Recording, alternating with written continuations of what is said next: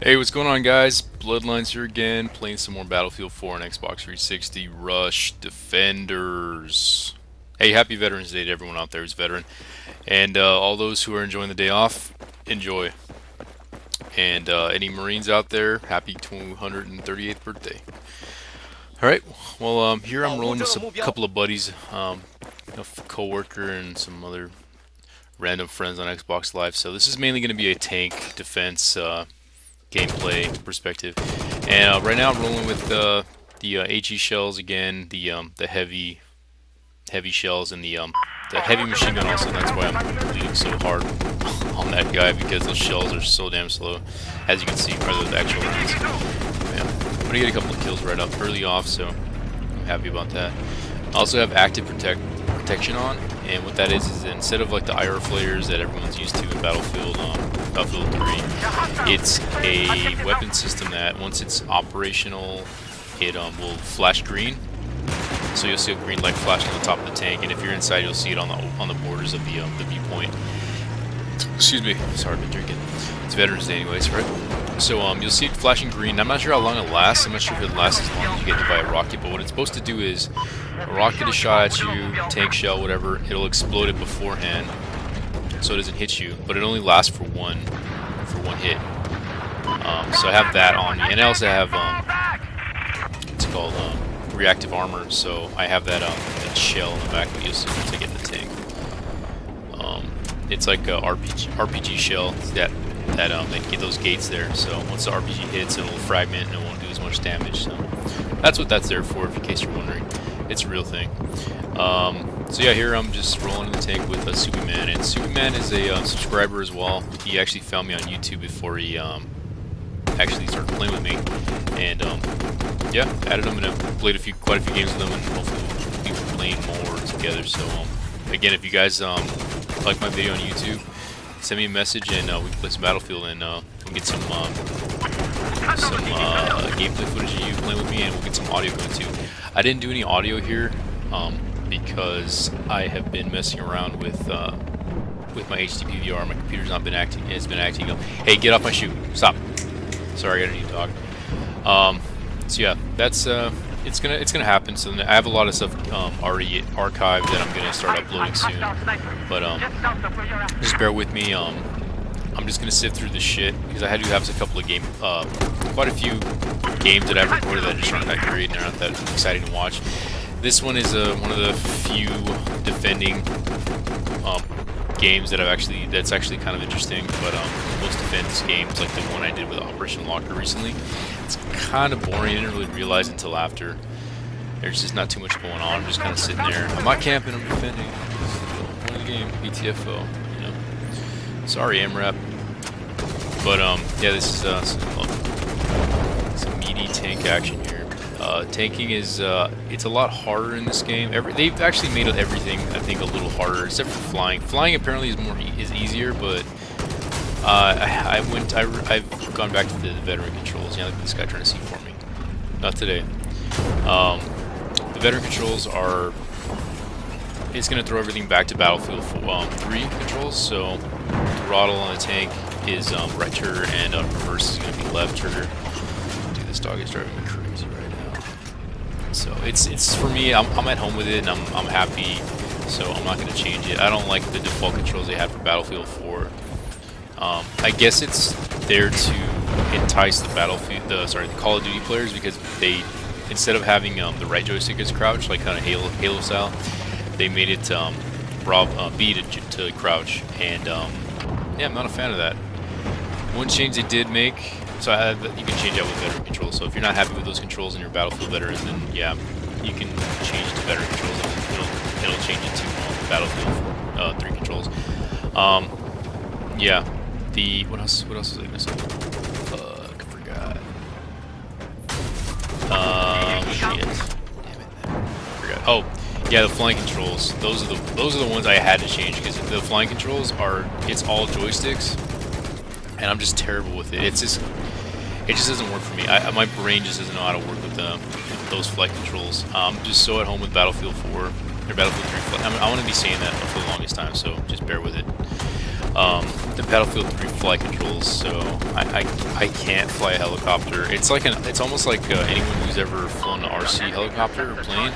It's basically that. It's two joysticks, and I just can't do it. Tried doing it in real life, just no, don't care. Not fun to me. So getting lit up. Yeah, I went this whole round with no repairs, so I don't know how I survived, but I did.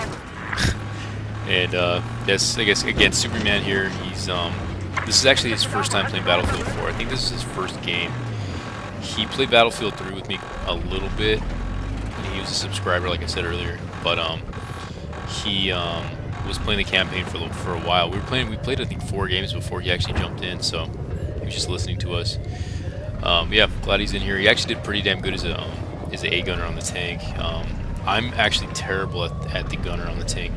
In Battlefield 3 is a lot easier to get hits and it's more stable. And this one, it seems to jump around. It either jumps around more when you're gunning on the tank, or the gun is not as accurate. I can't decide which is which, but what's the issue with me? I just can't. I suck at gunning. I'm way better at driving the damn tank and actually hitting with everything I'm made of. But yeah.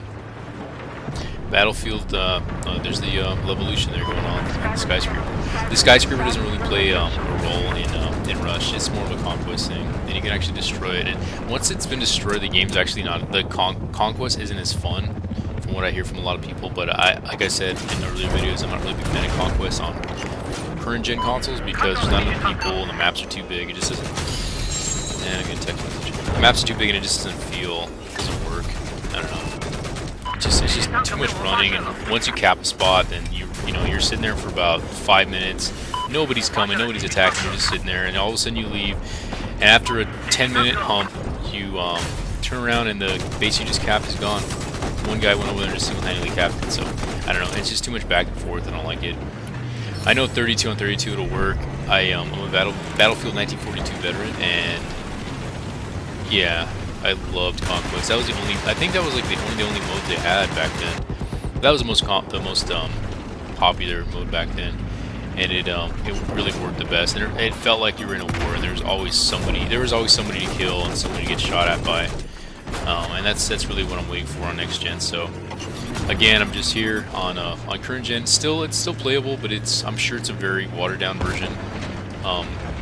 Just by going off of what you can do in the next gen and 60 frames per second and all that. Right now, it's hard to tell by watching a video when you're actually on when you're playing the game yourself. It plays just as well, I think, as Battlefield 3, just as fast. But it's going to be a totally different story when this next gen comes. Hopefully, I hope it's night and day. I really do, because that was one of my things. Like if Battlefield wasn't going to be a 64-player game on console with next gen, then that would have been the last straw, and I would have left consoles for, I don't know for good, but would have left them and gone straight PC. And but PC is just, in my opinion, it's a lot of money you have to invest, and it's just the community isn't as good. The social Steam is pretty good, but if you were to play Battlefield, you'd have to play through Origins, and it's just I don't know. I just don't want to deal with that. I'd rather deal with just one overlapping social experience, which is Xbox Live, and it's really good, to be honest with you. And hopefully they actually revamp it and make it even better on Xbox One. Stop eating my shoe! Stop it! Come here. Dog, man. Wow, how did I miss that? And now he's into my feet. God damn it. Sorry.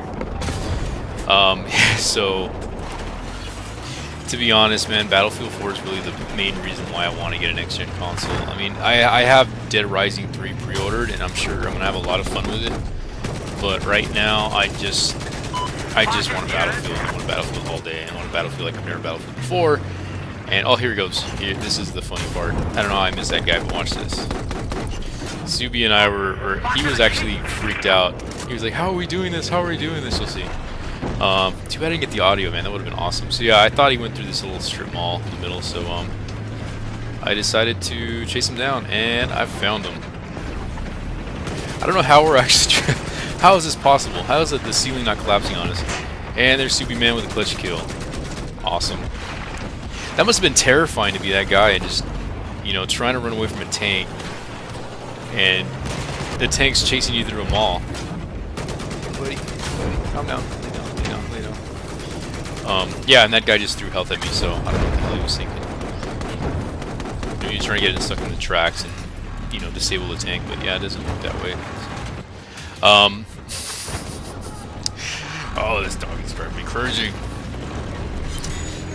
Yeah, this game is this is a pretty decent game for us defense wise, and I'm telling you, this game, even if your players aren't the best, and I'm not trying to talk shit or say that these guys in my squad aren't good at all, but the better you have, the better communication you have with your squad, even if they're shit. Not saying anyone in the squad shit, I'm just saying, even if they're shit players and they're not that good at killing or whatever, if they can spot and if they can talk and communicate, it makes the experience so much better. Communication is like paramount in Battlefield 4 and any Battlefield game at all. It just makes the experience so much better, and you'll survive longer. If you know where people are on the map, if you know where the enemies are on the map, you will kill them. Chances are you will kill them for the most part. So, alright guys, thanks for watching. Bye.